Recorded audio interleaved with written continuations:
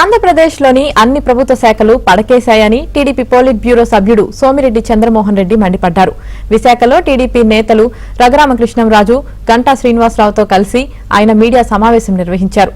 ప్రభుత్వం సకాలంలో ఆరోగ్యశ్రీకి సంబంధించిన బిల్లులు చెల్లించకపోవడంతో రాష్ట్రంలో వైద్య శాఖ అనారోగ్య స్థితిలో ఉందని సోమిరెడ్డి చంద్రమోహన్ రెడ్డి ఆరోపించారు.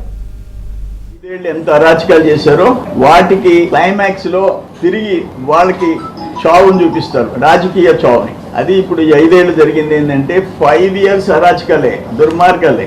అయిపోయింది మీ సినిమా.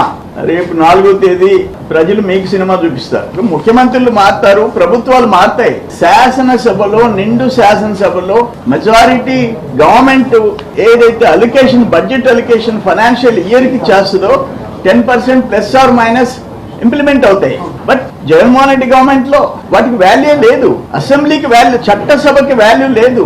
IPS లు, IAS లు ఆ బిల్డర్ మీ బూట్ కాళ్ళ కింద నలిగిపోయినాయి. సరే, ఇప్పుడు ఆయన వ్యవసాయ శాఖ మంత్రి నా బ్లడ్ కావాలంట, నా రక్తం టెస్ట్ చేయించాలంట.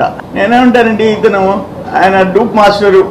నేను మాట్లాడితే నా రక్తంలో కల్తీ మద్యం లేదు, నా రక్తంలో నకిలీ పత్రాలు లేవు, ఇల్లీగల్ మైనింగ్ లేదు, నాకు ఇచ్చిన పోర్ట్ఫోలియోలో శాఖలు మూతేసుకున్నది లేదు. అందుకనే నువ్వే పంపించాయా. ఈ రోజు సింహాచలం స్వామి దర్శనానికి వచ్చే సాయంత్రానికి మెడ్రాస్ పోయి నెల్లూరుకి వస్తా. నీ ఏ హాస్పిటల్ కావాలంటే నీ వైసీపీ హాస్పిటల్, నీ సాక్షి గ్యాంగ్ ని పంపించు, నా రక్తం పరీక్ష చేయించుకో. ఏముంటుందో చూసుకో. ఏముంటది? ఒకే మాట, ఒకే బాట, నీతి నిజాయితీ ఉంటాయి.